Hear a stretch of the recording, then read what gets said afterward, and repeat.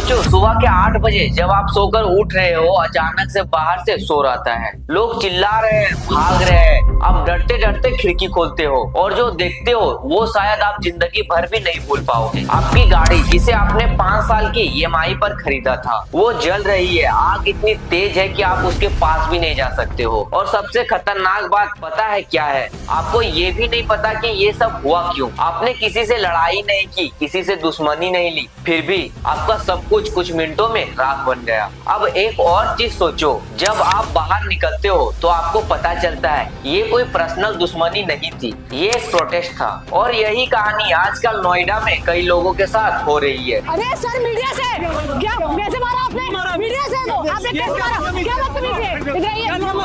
इनका नाम रिकॉर्ड करो। आप मीडिया को कैसे इसको रुको ना, एक मिनट इसको पकड़ना है।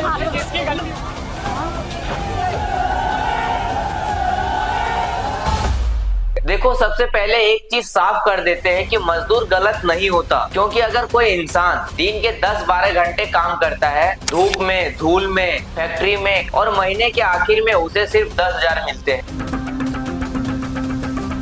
8 से 10,000 रुपए की सैलरी मिलती है हमें।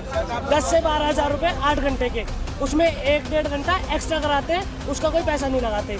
और उसमें हो गया 5,000 रूम रेंट और खाना पीना। सिलेंडर इतना महंगा हो गया, तो 8-10 हजार रुपए में हम क्या करेंगे? आप तो गुस्सा आना बिल्कुल नॉर्मल सी बात है। आज के टाइम पे 10,000 में क्या होता है? किराया दो, खाना खाओ, हर पैसे भेजो, कुछ भी नहीं बचता। और सबसे बड़ी बात, साल भर से सैलरी नहीं बढ़ी, मतलब महंगाई बढ़ती जा रही है, लेकिन इनकी कमाई वहीं की वहीं है। लेकिन यहीं पर कहानी एक अलग मोड़ लेती है, क्योंकि प्रोटेस्ट शुरू हुआ था हक के लिए। धीरे धीरे गाड़ियां जलाने लगी, दुकानें के शीशे तोड़ फोड़ करने लगे, ऑफिस में घुस के हमला करने लगे। और अब सवाल ये नहीं रहा कि मजदूर की सैलरी क्यों नहीं बढ़ रही, अब सवाल ये बन गया कि ये हिंसा क्यों हो रही है। यार एक चीज समझो, जब कोई आदमी अपनी गाड़ी खरीदता है ना, तो वो सिर्फ गाड़ी नहीं होती, वो उसकी मेहनत होती है, उसका सपना होता है, उसकी कई सालों की कमाई होती है। और जब वो जलती है तो वो सिर्फ मेटल नहीं जलता, उसका भरोसा भी जलता है। मैं तुम्हें एक सिचुएशन बताता हूँ। मान लो एक आदमी मिडिल क्लास से है, उसने 4 साल तक पैसे जोड़े, थोड़ा सा लोन लिया और एक सेकेंड हैंड कार खरीदा। वो हर महीने ईएमआई भी देता है, क्यों? ताकि उसका परिवार थोड़ा आराम से सफर कर सके। अब एक दिन वो बाहर आता है और देखता है उसकी गाड़ी जली पड़ी है, लेकिन अब वो उस मजदूर को सपोर्ट करेगा? शायद नहीं। यही सबसे बड़ा प्रॉब्लम है। असली मुद्दा पीछे छूट जाता है और गुस्सा गलत दिशा में चला जाता है। अब यहाँ एक इंटरेस्टिंग चीज है, इतिहास में बहुत सारे प्रोटेस्ट हुए हैं, कुछ सफल हुआ है, कुछ पूरी तरह से फेल हो गया है। और फर्क सिर्फ एक चीज ने डाला, तरीका। क्योंकि जब प्रोटेस्ट शांतिपूर्ण से होता है तो लोग सुनते हैं, लेकिन जब वही हिंसक हो जाता है तो लोग डरते हैं और फिर सपोर्ट खत्म हो जाती है। ऐसे ही एक एग्जाम्पल की बात करते हैं, नेपाल में। वहाँ भी बड़े बड़े प्रोटेस्ट हुए, लाखों लोग सड़कों पर उतरे, गुस्सा भी था, नाराजगी भी थी, लेकिन उन्होंने आम लोगों की नुकसान नहीं पहुंचाया, ना गाड़ी जलाई, ना दुकानें को तोड़ फोड़ किया, इसलिए उन्हें पब्लिक सपोर्ट मिला।